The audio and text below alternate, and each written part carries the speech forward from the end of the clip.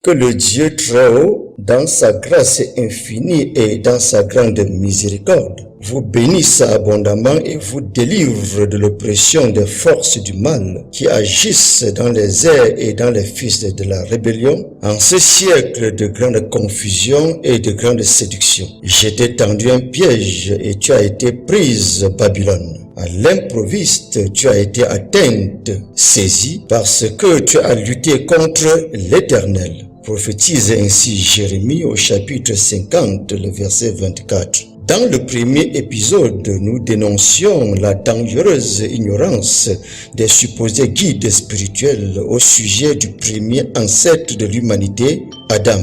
Vu la profondeur du fossé et la gravité de ce blasphème, nous nous proposons de subdiviser ce deuxième épisode en plusieurs sous-parties pour faciliter ainsi la compréhension et la réception des Saintes Écritures concernant la genèse de la création.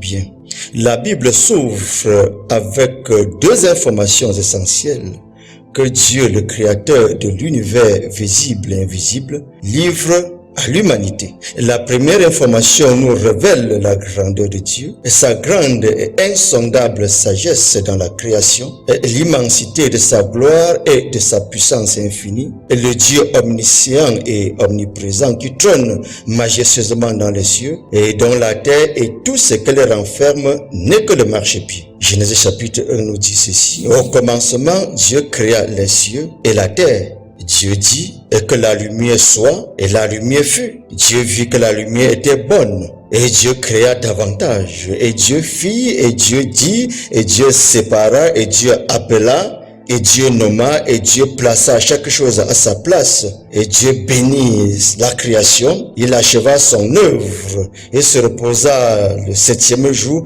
sanctifiant tout son travail, constatant que son divin travail était bon, très bon. Dieu va achever et couronner son divin travail par un cachet particulier, en créant et en formant un être particulier, un être spécial et tellement précieux à ses yeux, qu'il le créa à son image et selon sa ressemblance. Il le créa comme son ambassadeur, afin qu'il soit fécond, qu'il multiplie, remplisse et domine la terre. Genèse chapitre 1, verset 26 à 28. Et la deuxième information, c'est que le serpent ancien, le rusé, a séduit Ève qui, ayant consommé le fruit défendu, a aussi donné à son mari Adam et une humanité, notre humanité pécheresse et écroulante sous le poids du péché, reçoit l'information que l'unique, que la toute première créature humaine de Dieu sur terre, que le tout premier ancêtre de l'humanité, que celui que Dieu a déclaré solennellement l'avoir créé à son image et selon sa ressemblance, serait un échec, qu'Adam, le premier fils de Dieu, serait tombé bas, très bas, qu'il serait fragile, vulnérable à la première tentation et qu'il serait chassé du jardin d'Éden, de la présence de Dieu, et une race qui maudit son père et qui ne bénit point sa mère, et une race qui a le regard hautain et rempli d'un orgueil surdimensionné, court à grands pas pour élaborer des courants de théologie savamment tissés et bien ficelés, pour montrer et démontrer qu'Adam a échoué, et surtout en lançant un défi, que là où Adam a échoué, nous, nés de femmes, nous, sous-produits du sous-produit d'Adam, allons réussir. Et malgré nos cuisants échecs qui témoignent contre nous chaque jour, nous brandissons une fausse sainteté, une sainteté de façade, nous estimant prêts et candidats pour le royaume de Dieu, pour un paradis qu'Adam aurait perdu. Voilà le ridicule et la bêtise que nous avons hérité des religions apostates, aveuglés par la lettre des Écritures et l'esprit des Écritures nous échappant presque entièrement. Et l'on s'estime spirituel, des spirituels du christianisme moderne, civilisé, par une race qui se croit pure et qui n'est point lavée de sa souillure, une race des prétentieux qui s'autoproclament spirituellement plus élevés que celui que Dieu a créé et déclaré à son image et selon sa ressemblance. Quand on n'a pas compris le langage de Dieu, ni son dessein, mieux vaut se taire que de polluer l'humanité avec des doctrines dangereuses. Alors quand nous disons que Adam a échoué, et qu'il a péché et qu'il ne s'est pas repenti, etc., savons-nous quel esprit nous anime? Savons-nous ce que nous voulons dire subtilement de son créateur, de Dieu? Mais par quelle alchimie pensons-nous réussir si Adam le premier a échoué? Ne disons-nous pas que cette théologie élaborée par M. Augustin d'Hippone au IVe siècle après Jésus-Christ fait subtilement de Dieu, du Créateur, un piètre architecte qui aurait échoué sur celui qu'il a déclaré lui-même à son image et selon sa ressemblance? Et il est une race qui maudit son père et qui ne bénit point sa mère. Il est une race qui se croit pure et qui n'est point lavé de sa souillure. Il est une race dont les yeux sont hautains et les paupières élevées. Il est une race dont les dents sont des glaives et les mâchoires des couteaux pour dévorer le malheureux sur la terre et l'indigent parmi les hommes. Proverbe chapitre 30, les versets 11 à 14. Oui, il est une race disséminée sur toute la planète Terre, dans tous les continents et dans toutes les familles, qui renie Dieu, aime le péché, conçoit et enfante le mal. Il est une race qui parcourt le monde, Bible en main et fusil à l'épaule, pour déformer la parole de Dieu, briser par la violence les êtres humains, les familles, les crimes sont son partage, les guerres, les déportations. Il est une race qui distribue l'extrême pauvreté à l'humanité, une misère galopante, des haines, des divisions et des sectes partout dans le monde, et prête à dire à Dieu en face et Bible en main, suis-je le gardien de mon frère? Maintenant, retenons que Adam n'a pas échoué et qu'il ne pouvait pas échouer. Et c'est parce qu'il n'a pas échoué qu'il a reçu de Dieu, de celui dont il était la figure, selon l'apôtre Paul dans Romains chapitre 5, le verset 14. Et nous y reviendrons. Adam qui était l'image, la figure de celui qui devait venir, c'est-à-dire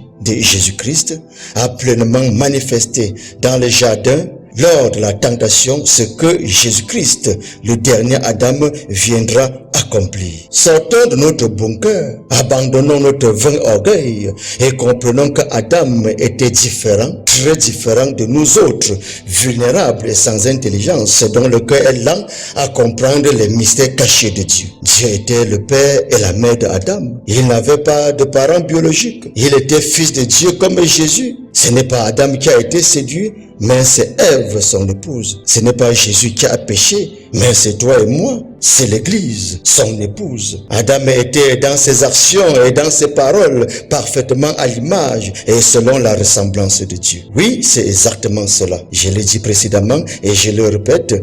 Adam, le premier ancêtre de l'humanité, était dans ses actions et dans ses paroles parfaitement à l'image et selon la ressemblance de Dieu. Et c'est effectivement cette image qui s'est révélée et s'est manifestée dans le jardin d'Éden quand Ève, une partie de lui, a péché. Mais avant d'entrer dans le foyer d'Adam et Ève, parlons en profondeur de lui comme représentant de Dieu, l'homme à l'image et à la ressemblance de Dieu. Et ce qui nous a échappé, c'est que le voile de l'évangile colonial nous a empêchés de voir et de comprendre qu'Adam existait dans le sein de Dieu avant le jardin d'Éden. Ceci paraît nouveau, n'est-ce pas? Mais nous-mêmes là, est-ce que nous sommes sérieux quand nous prétendons espérer à la vie éternelle? Connaissons-nous nos origines lointaines et profondes? Connaissons-nous notre genèse pour espérer à l'éternité? Alors, comprendre les origines profondes du premier ancêtre de l'humanité, c'est comprendre les origines profondes du Seigneur Jésus-Christ. C'est comprendre les mystères du plan du salut de l'humanité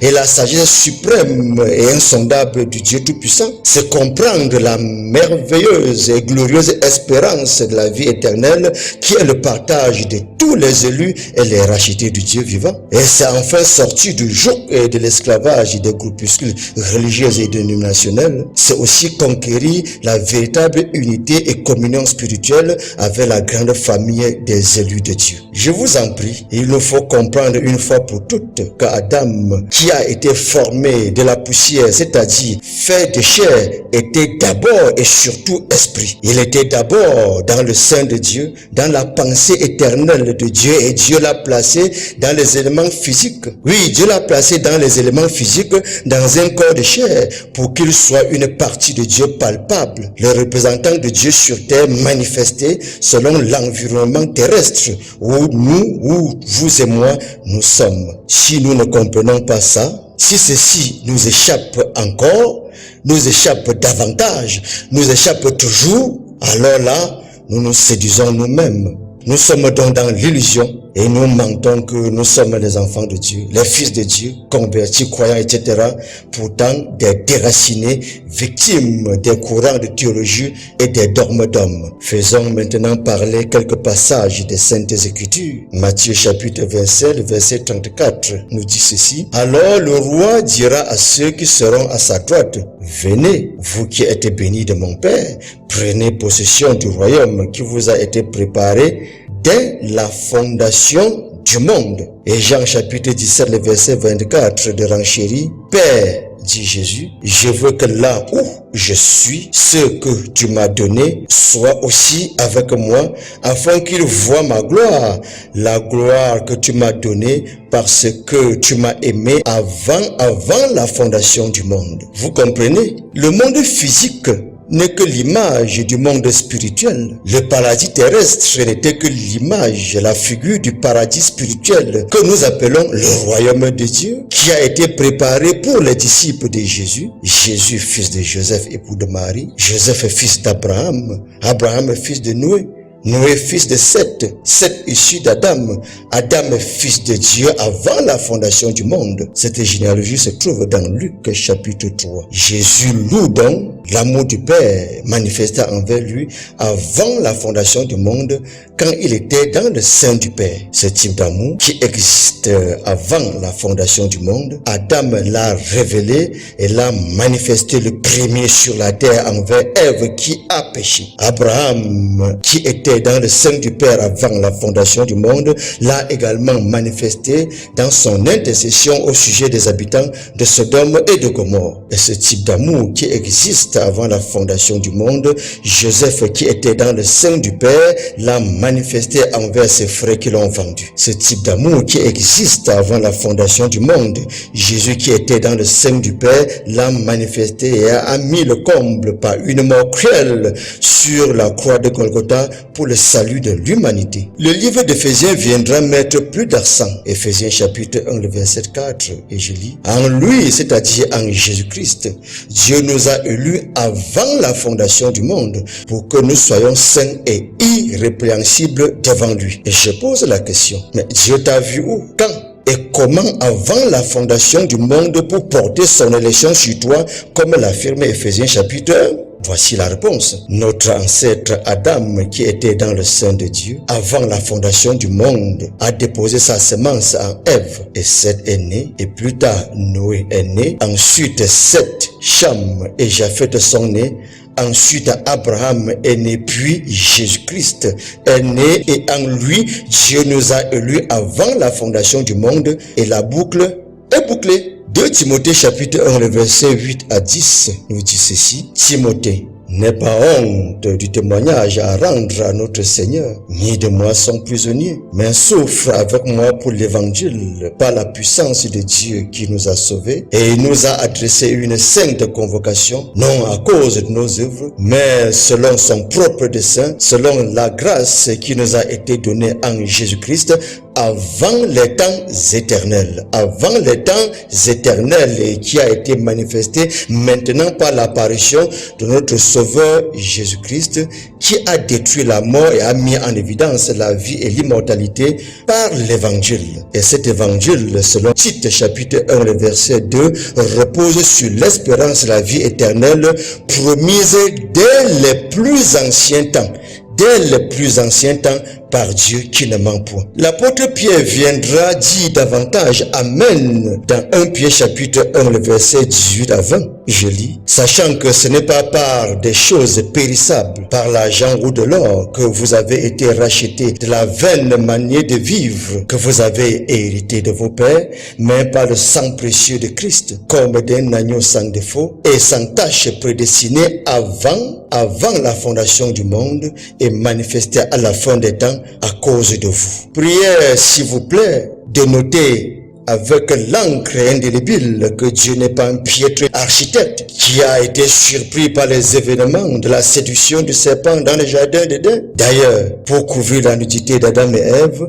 il a pris un vêtement de peau. Quand l'a-t-il préparé ce vêtement? Le vêtement était là et il a pris. Dieu omniscient et même la corruption du genre humain avant le déluge ne l'a pas surpris. Pourquoi? Parce que l'agneau sans défaut et sans tache a été prédestiné avant la fondation du monde. Pour qui? Pour ceux qui étaient dans le sein de Dieu et élus avant la fondation du monde. Voilà ce que les Saintes Écritures nous révèlent comme le mystère du plan du salut de Dieu. Quand on n'a pas compris ces choses, on est esclave des doctrines dénominationnelles, on est esclave de tout ce qui pullule au dehors. Et toutefois, Apocalypse chapitre 13, le verset 8 attire notre attention. Et je lis, et tous les habitants de la terre adoreront la bête, ceux dont le nom n'a pas été écrit dès la fondation du monde dans le livre de l'agneau qui a été immolé. Si quelqu'un a les oreilles pour entendre, qu'il entende. Apocalypse chapitre 13, verset 9 dit, si quelqu'un a les oreilles, qu'il entende. Deux postérités sortent clairement dans les Saintes Écritures. La postérité de la femme, c'est-à-dire d'Ève, qui, après le péché, s'est humiliée, s'est repentie pour avoir la grâce de Dieu. La postérité du serpent, incarné par Caïn, qui, raide, s'oppose farouchement à la repentance, s'oppose farouchement à Dieu. Les habitants de la terre, qui sont animés par son esprit, par l'esprit de Caïn, veut ou pas, adoreront la bête. Plongeons s'il vous plaît du bon côté. Voici le temps favorable. Nous continuerons de vous parler d'Adam en profondeur dans l'épisode 2b, en rapprochant sa vie, son ministère, son foyer, ses exploits, de ce que nous faisons, nous, dans notre génération. Ça nous permettra d'établir une parfaite lecture et de comprendre en réalité qui est Adam dans les Saintes Écritures que nous tenons en main. Que le Tout-Puissant vous bénisse profondément. Amen.